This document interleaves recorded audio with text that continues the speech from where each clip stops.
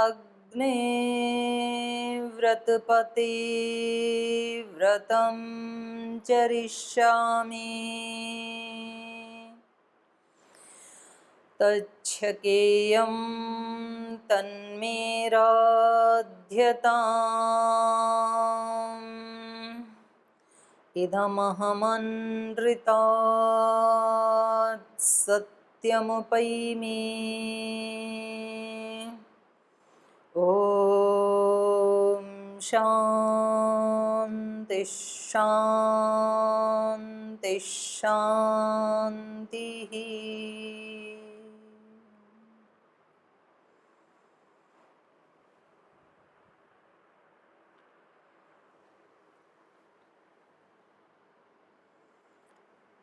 तो रामायण की बालकांड का 6वां सर्ग हम पढ़ रहे थे कल, और 5वें सर्ग में भी और 6ठे सर्ग में भी उस समय की प्रजा की जो स्थिति है अलग अलग दृष्टिकोण से, तो उसका वर्णन किया जा रहा है।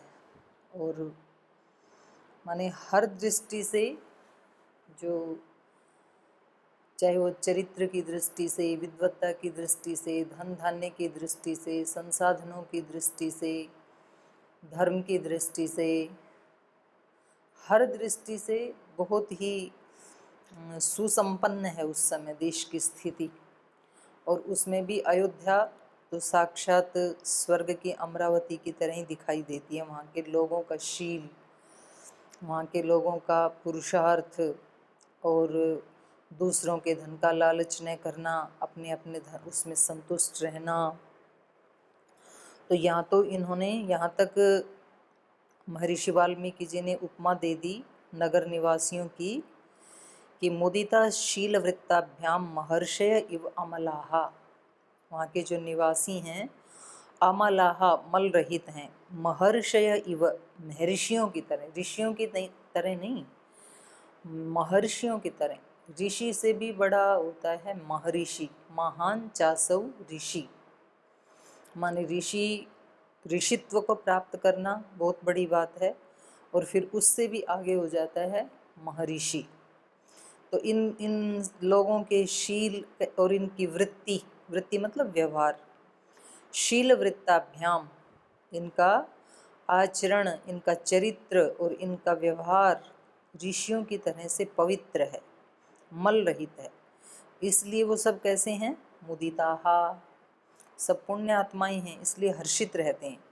तो जहाँ योग दर्शन में भी 3 प्रकार के भाव जो बताए हैं महर्षि पतंजलि ने, मैत्री करुणा मुदिता उपेक्षाणाम सुख दुख पुण्यापुण्य विषयाणाम भावना चित्त प्रसादनम।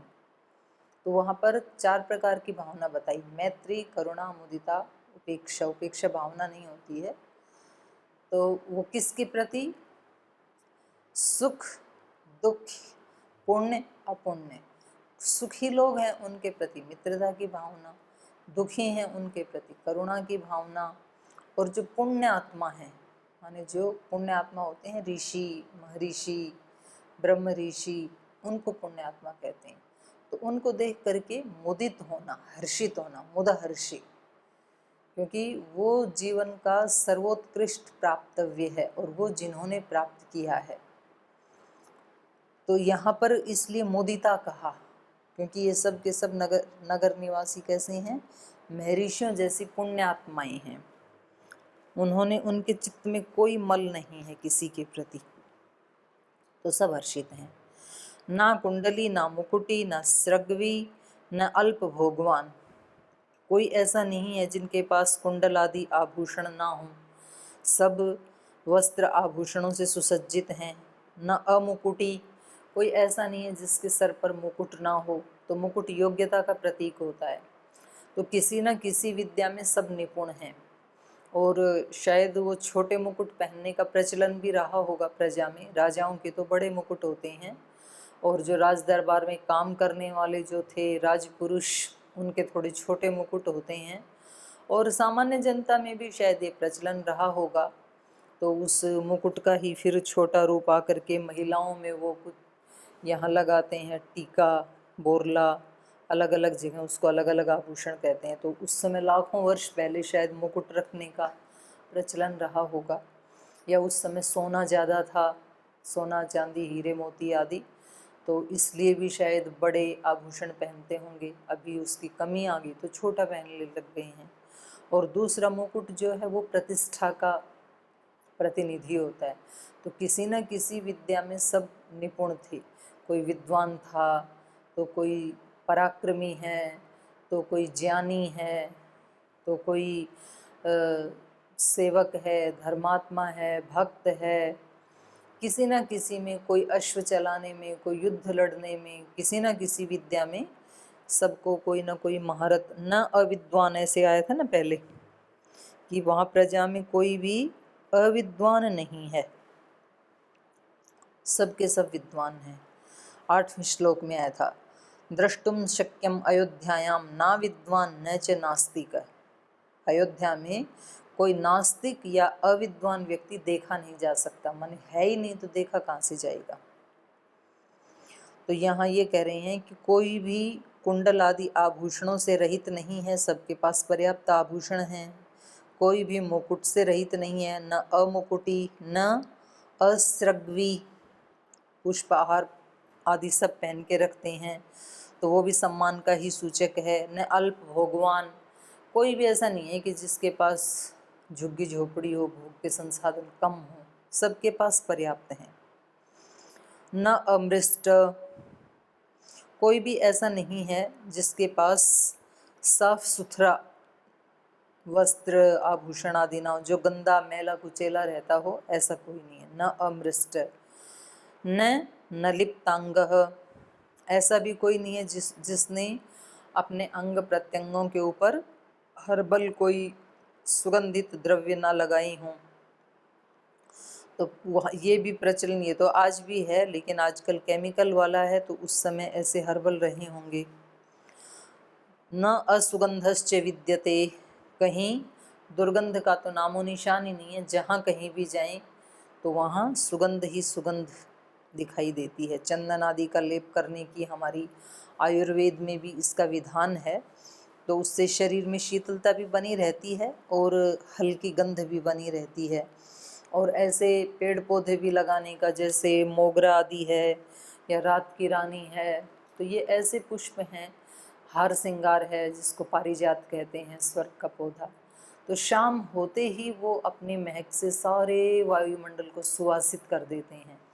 और ख़ास करके इस बारिश काल में, तो उस समय वहाँ पर जो रहने वाले लोग हैं या सोने वाले जब रात को सोते हैं तो बहुत गहरी नींद, तो उनको देख करके ही फिर हमारे यहाँ अगरबत्ती धूप बत्ती बनाने का प्रचलन शुरू हुआ। प्रकृति को देख करके मनुष्य ने वैसा बनाया कि जिनके पास, जो शहर में रहते हैं, जिनके पास ये पेड़ पौधे लगाने के लिए स्थान नहीं है, तो वो फिर इनके फ्लेवर वाली वो धूप बत्ती जला करके ही अपने मन को खुश कर लेते हैं। भगवान को खुश करने के लिए जलाते हैं वो, तो भगवान तो पहले से ही खुश हैं। तो उनमें बस ये ध्यान रखना चाहिए कि ज़्यादा केमिकल वाली लेने से फिर वो सुगंध तो आती है लेकिन नुकसान भी हो जाता है, अस्थमा आदि भी हो जाते हैं। तो ये हमारी बहुत पुरानी प्राचीन पद्धति है सुगंधित द्रव्यों की। और हम वेद मंत्र में भी जैसे हवन आदि भी करते हैं, तो वहाँ सामग्री का जो विधान है वो मिष्ट पुष्ट आयुवर्धक, ये 3 गुण वाली होनी चाहिए।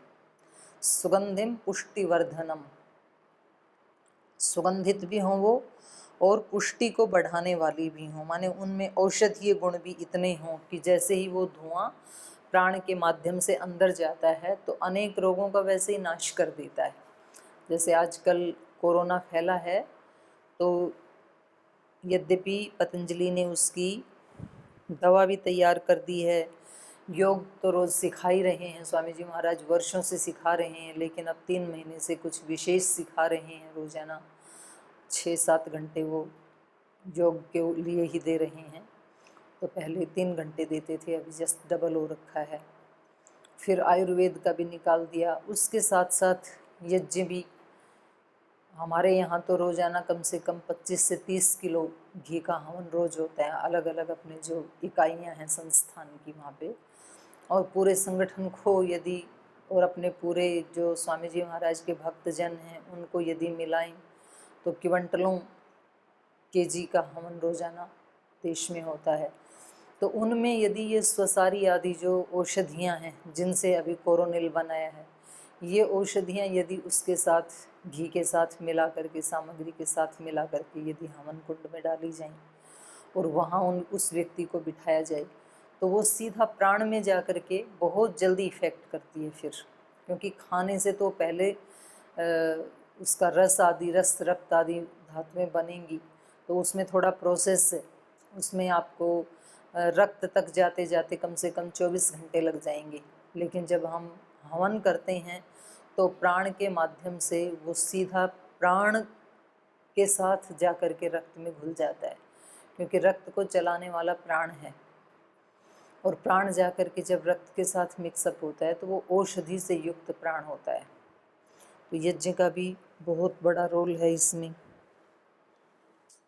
तो वहाँ पर इस प्रकार का वायुमंडल था अयोध्या नगरी में। आगे कह रहे हैं, नामृष्ट भोजी ना दाता नाप्यनंग निष्कधृत ना हस्ताभरणो वापि दृश्यते नाप्यनात्मवान् नानाहिताग्नेर्नयज्वा न क्षुद्रो वा न तस्करः कश्चिदासीद् अयोध्यायां न चावृत्तो न शङ्करः स्वकर्म निरता नित्यं ब्राह्मणा विजितेन्द्रियाः दानाध्ययनशीलाश्च संयताश्च प्रतिग्रहे।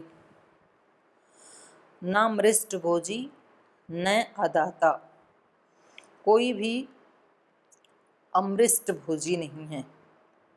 मृष्ट मतलब शुद्ध, साफ सुथरा। अमृष्ट माने अशुद्ध। अशुद्ध भोजन खाने वाले, तामसिक आहार करने वाले कोई भी नहीं है। बहुत बड़ी बात है ये, क्योंकि जैसा व्यक्ति का आहार होता है वैसा ही फिर उसका विचार होता है, व्यवहार होता है, वैसा ही फिर उसका संसार होता है। तो शुरुआत आहार से होती है, क्योंकि हमारे आहार का ही सूक्ष्म भाग जो है वो हमारे व्यक्तित्व का पार्ट बनता है। तो इसलिए कहावत है, यद्यपि मन तत्व आहार से नहीं बना है, मन तो सूक्ष्म है, मन तो अहंकार से बना है, लेकिन फिर भी ऐसे कहा जाता है जैसा खाए अन्न वैसा हो जाए मन, क्योंकि मन के ऊपर उसकी सात्विकता या राजसिकता या तामसिकता की जो वाइब्रेशंस उनका प्रभाव पड़ता है। क्योंकि शरीर का और मन का बहुत गहरा संबंध है। शरीर में कुछ घटित होता है अच्छा या बुरा तो उसका प्रभाव मन पे भी पड़ता है, और मन में कुछ अच्छा बुरा घटित होता है उसका प्रभाव शरीर पे भी पड़ता है। जैसे शरीर में रोग आता है, शरीर बीमार होता है तो मन भी फिर अप्रसन्न हो जाता है, खुश नहीं रहता है मन भी। तो रोगी प्राय चिड़चिड़े भी हो जाते हैं। शरीर रोग तो शरीर में आया था, मन में नहीं आया था, लेकिन शरीर का प्रभाव मन पे भी पड़ जाता है। और जब हम व्यायाम प्राणायाम आदि करते हैं और शरीर हमारा चुस्त दुरुस्त रहता है और खाना भी हमने शरीर में डाला था, हम सात्विक आहार लेते हैं, तो फिर मन भी प्रफुल्लित रहता है। जैसे सोता तो शरीर है, तो जिस दिन शरीर अच्छे से सोता है तो मन भी प्रसन्न रहता है। जिस दिन शरीर अच्छे से इसको नींद नहीं मिलती है तो फिर मन भी उतना खुश नहीं रहता है। तो शरीर का सीधा सीधा प्रभाव मन के ऊपर पड़ता है। जैसे शरीर ऐसे स्थिर आसन में बैठता है तो फिर मन भी स्थिर हो जाता है, और जब शरीर हिलता डुलता रहता है तो मन भी हिलता डुलता रहता है फिर। तो ये हो गया शरीर का मन के ऊपर प्रभाव। मन का भी शरीर के ऊपर प्रभाव पड़ता है। जिस दिन कोई ऐसी उपलब्धि हो गई हो, हमारा रिजल्ट आ गया है, या घर में कोई नया अतिथि आ गया है, या बिजनेस में कोई फ़ायदा हो गया है, या हमारी सैलरी बढ़ गई, कोई प्रमोशन हो गया है, कोई भी नई खुशी हमारे जीवन में आती है तो हमारा मन खुश होता है। मन खुश होता है तो शरीर में भी ऊर्जा रहती है, शरीर में भी थकान मालूम नहीं होती है, अपने आप पैर उठने लगते हैं, व्यक्ति थिरकने लगता है जब मन खुश होता है तो। और मन किसी भी कारण से यदि दुखी हो जाए, किसी ने हमारा अपमान कर दिया, किसी ने हमारे ऊपर कोई आरोप लगा दिया, किसी ने हमें अन्य किसी कारण से हमारे मन को दुखी कर दिया, कोई झगड़ा कर दिया, हमें देख करके उसने कोई घृणा का, द्वेष का भाव प्रदर्शित कर दिया, तो हमारा मन दुखी होता है और उस दुखी मन का प्रभाव शरीर पे भी पड़ता है। मन जब टूटा हुआ सा होता है तो शरीर भी टूटा हुआ सा ही होता है, उससे भी ज़्यादा एक्टिविटी नहीं होती है। तो मन का और आहार का बहुत गहरा संबंध है। इसलिए यहाँ पर आहार के ऊपर गीता में भी बहुत बल दिया। वहाँ भी बताया कि 3 प्रकार के आहार हैं, सात्विक, राजसिक, तामसिक। तो जिसमें रसों की मात्रा अधिक होती है, जिसमें स्निग्धता होती है, चिकनापन होता है, जो फ्रेश होते हैं, जो अहिंसक तरीके से कमाए जाते हैं, जो मिष्ट पुष्ट होते हैं, उन आहारों को सात्विक कोटि में गिना जाता है। और जो अत्यंत तीखे या खट्टे या बहुत तड़कीले भड़कीले इस तरह के जो होते हैं, जो खाने में थोड़े अच्छे लगते हैं लेकिन परिणाम में विष जैसे दुख दर्द देने वाले होते हैं। सात्विक आहार ऐसे होते हैं कि कई बार खाने में बहुत ज़्यादा वो ऐसे चटपटे से और जिह्वा को खुश करने वाले भले ना हों, लेकिन परिणाम उनका होता है अमृत जैसे। और एक तीसरा फिर तामसिक भोजन बताया, वो तो असुरों का होता है। तो मतलब मांसाहार और मद्यपान आदि जो करते हैं, तो वो तो बहुत ही, ना उसका आदि में कोई टेस्ट है और ना मध्य में कोई फ़ायदा है और ना अंत में उसका कोई अच्छा परिणाम आता है। तो आहार की महिमा बहुत हमारे प्राचीन ग्रंथों में गाई गई है। यहाँ रामायण में भी उसका आ गया, न मृष्ट भोजी, कोई भी बुरा आहार लेने वाला, अशुद्ध राजसिक या तामसिक आहार लेने वाला नहीं है, सब शुद्ध सात्विक आहार खाने वाले हैं। ना मृष्ट भोजी, ना दाता, न अदाता, कोई व्यक्ति ऐसा नहीं है जो दान ना देता हो। ये पहले भी आया था कि कोई कम दान देने वाला नहीं है, ऐसे आया था पहले। खूब उदार हृदय से लोग दान करते हैं। तो यहाँ पर भी न अदाता, कोई ऐसा नहीं है जो देने वाला ना हो, क्योंकि यथा राजा तथा प्रजा, राजा की जैसी प्रवृत्ति होती है, प्रजा में भी फिर वो ही संस्कार धीरे धीरे धीरे फैलने लगते हैं।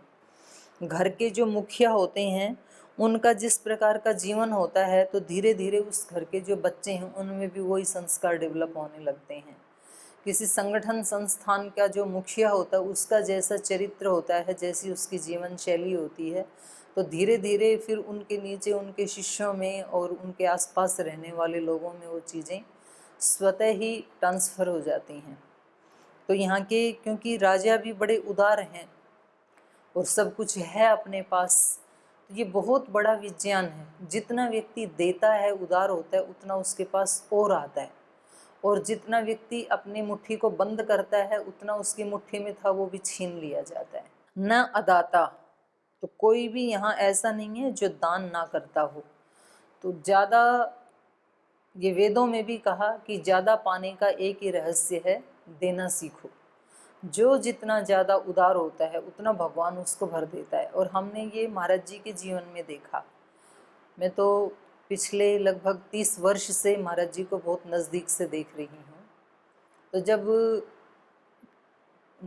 दिव्य योग मंदिर कनखल में महाराज जी रहते थे, 95 में संन्यास लिया था, उससे भी पहले से मैं जुड़ी हुई हूँ। तो उस समय तो कई बार महाराज जी ये कहानी सुनाते भी हैं कि हमारा वहाँ जो है एक लैट्रिन का एक खड्डा था 5 फीट का, और वो ईंट से चिना हुआ था, पक्का था नीचे से, तो उसमें पानी डालते थे तो वो नीचे जा भी नहीं सकता ज़मीन में। और वैसे भी वहाँ पानी का लेवल ऊपर है, तो वैसे भी ज़मीन में उसकी आवश्यकता नहीं है पानी की। तो वो भर गया। तो फिर पूछा किसी से कि जो उसको साफ़ करने वाले हैं कि भाई हमें ये खड्डा साफ़ करवाना है। तो उन्होंने कहा कि जी 1100 रुपये लगेंगे। और उस समय महाराज जी के पास 1100 रुपये भी देने के लिए नहीं थे। उस समय मैं एमए कर रही थी, 97 की बात है। और उस समय हम लगभग 25 विद्यार्थी वहाँ पढ़ते थे, और महाराज जी हम सब का रहने का, खाने पीने का सब प्रबंध महाराज जी देखते थे। तो इतने विद्यार्थियों का देखभाल करना, और कमाई का तो कोई भी सोर्स नहीं था उस समय। तो बस महाराज जी कहीं यज्ञ हवन किया, कहीं प्रवचन दिया, उससे जो दान दक्षिणा मिली, या आचार्य जी अपना आयुर्वेद की सेवाएं इन्होंने शुरू कर दी थी, लेकिन वो फ्री में देते थे उस समय, ना कोई डॉक्टर की फ़ीस थी। डॉक्टर की फ़ीस आज भी नहीं है। पूरे देश में हमारे लगभग 10,000 डॉक्टर हैं जिनको पतंजलि से सैलरी दी जाती है, लेकिन वो डॉक्टर मरीज से कोई फ़ीस नहीं लेते हैं। यद्यपि कुछ लोगों ने ये सुझाव दिया कि जी एक मरीज से कम 10 रुपये भी मिनिमम लें, 10 रुपये तो कुछ भी नहीं होता है, तो रोज़ाना के 10,000 हमारे वो हैं डॉक्टर हैं, तो रोज़ाना का कम से कम 10-10 रुपये भी लें तो 1 लाख रुपए होता है। तो महीने में 30 लाख रुपए आमदनी होती है मात्र 10 रुपये से। आजकल तो सामान्य डॉक्टर भी 150 रुपये से नीचे मरीज को अटेंड नहीं करते हैं। लेकिन स्वामी जी महाराज का ये है कि जब हमारा पूरा ये सेवा के लिए ही है। यद्यपि कई बार डॉक्टरों ने कहा कि जो दिखाने आते हैं ना वो गंभीर नहीं होते हैं, वो मतलब उनसे यदि हम फीस लें तो वो बहुत गंभीर होंगे रोगी। अभी तो कोई भी ऐसे मार्केट में चलते चलते हमारे पास आ जाता है, बोल जी मेरा बीपी ज़रा नाप दो, मेरा शुगर नाप दो, मेरा ये मेरे को थोड़े चक्कर आते हैं कुछ बता दो, बोल ऐसे ही आ जाते हैं, क्योंकि उनको ये पता है यहाँ कोई फ़ीस तो लगनी नहीं है, तो उनमें गंभीरता नहीं होती है। अगर आप थोड़ा रखें तो अच्छा है। तो खैर उस समय आचार्य जी कोई फ़ीस नहीं लेते थे और दवा भी उस समय फ्री ही देते थे। तो कोई राम का बंदा ठीक होकर के अपनी इच्छा से कोई दान दक्षिणा दे जाए तो वो उससे सब चलता था। तो मैं ये बताना चाह रही थी कि ऐसा समय था कि जिस समय बहुत ज़्यादा आर्थिक दृष्टि से संपन्न नहीं था, संपन्न क्या बिल्कुल ही नहीं था, 1100 रुपये भी देने को नहीं है। तो मेरे को याद है कि महाराज जी ने खुद अपने हाथों से वो टॉयलेट का खड्डा छांटा था, मैंने देखा अपनी आँखों से। लेकिन मन इतना उदार था कि जब 20-25 ब्रह्मचारी वहाँ रह रहे थे, मैं भी वहाँ पढ़ रही थी उस समय में कर रही थी, तो उस समय भी महाराज जी कभी भी हमें ये जताते नहीं थे अपनी वाणी से या व्यवहार से कि देखो मैं तुम्हारे लिए कमा के लाता हूँ और तुम्हें अच्छे से पढ़ना चाहिए, या कभी डांटना या तुम नहीं पढ़ते हो या आलस से प्रमाद करते हो या वो खड्डा छांटने के लिए भी लगा दें, ऐसे कभी नहीं देखा मैंने। मतलब जिस दिन ब्रह्मचारियों ने कह दिया कि महाराज जी आज तो देसी घी की जलेबी खाने को मन कर रहा है, तो उस दिन वो ही बनवा दी। आज तो हमारा दाल बाटी चूरमा खाने को मन कर रहा है, उस दिन वो ही बना दिया। इतना उदार हृदय। तो जहाँ इतनी उदारता होती है 100% खर्च कर देते थे, एक पैसा अपने लिए कभी बचाया नहीं, कोई अकाउंट तो कभी खोला ही नहीं। तो इसलिए भगवान ने सब तरफ से फिर इतना दिया, क्योंकि सारा लुटा दिया ना। तो जो सब कुछ सेवा में लगाता है उसको सब कुछ मिलता है। और महाराज जी की मन की टेंडेंसी आज भी वही है, आचार्य जी की भी वही है। मतलब जितना भी आता है वो पूरा का पूरा, उसमें भी कुछ थोड़ा बहुत इधर उधर से मिला के उसको सेवा में लगाना चाहते हैं, किसी न किसी सेवा में, जिसके स्थायी रूप से लंबे समय तक समाज को लाभ हो सके।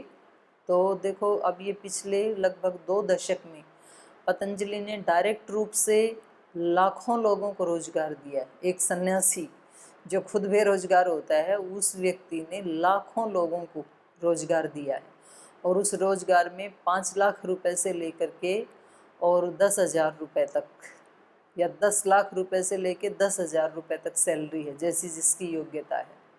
ऊंचे से ऊंचे पद पे भी लोग यहाँ पर सेवा दे रहे हैं, और 10,000 से तो शुरू होती है बेसिक।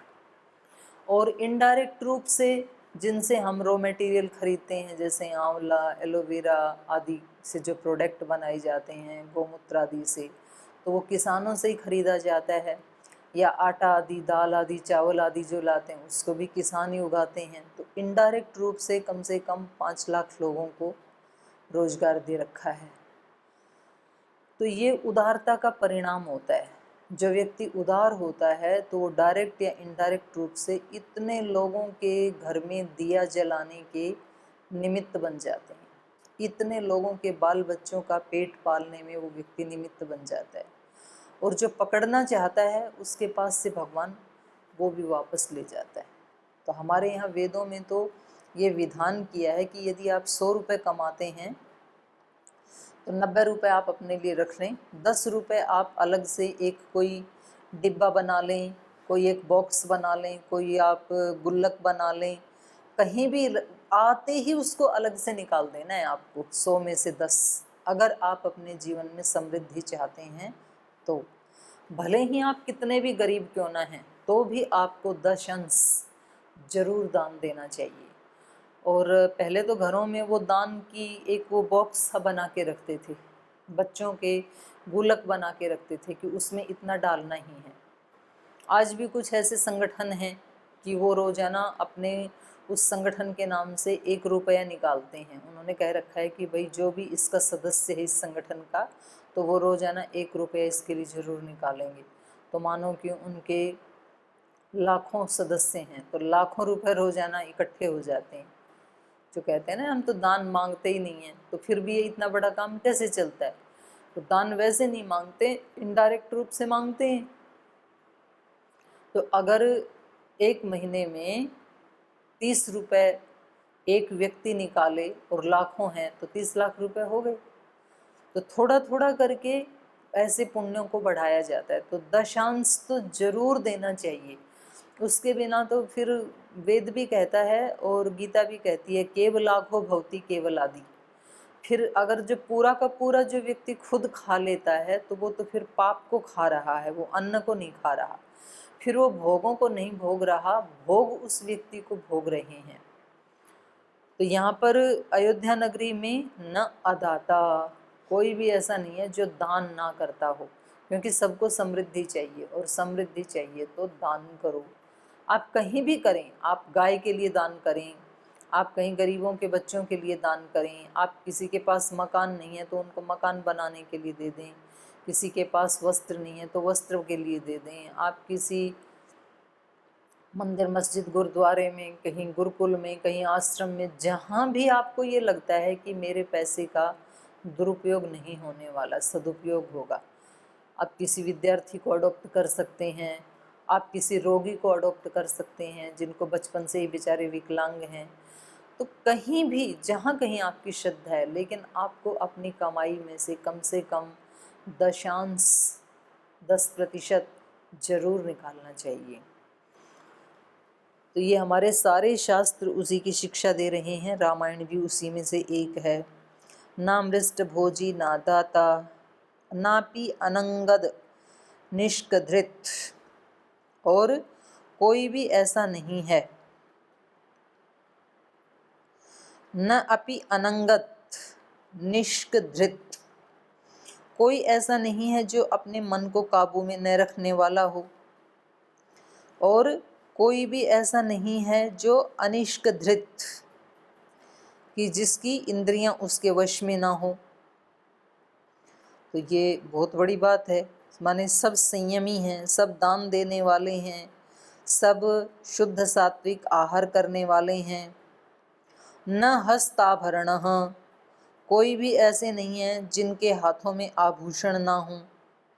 हस्त आभरण, हस्ताभरण माने हाथ का आभूषण, तो एक तो हाथ के आभूषण हो गए कंकण आदि, अंगूठी आदि, बाजूबंद आदि, ये हाथ के आभूषण है, और दूसरा दान देना हाथ का आभूषण है। तो असली आभूषण तो वही है। हम जब दान देते हैं तो हमारे हाथ बड़े सुंदर हो जाते हैं। जब हम इन हाथों से किसी रोगी की सेवा करते हैं तो ये हाथों का बहुत बड़ा गहना है। जब हम इन हाथों से किसी गिरे हुए को उठा देते हैं तो ये हाथों का बहुत बड़ा गहना है। तो वहाँ पर सब कैसे हैं? कोई ऐसा नहीं है, न हस्त आभरण, जिसके हाथ गहनों से ना सजे हुए हों।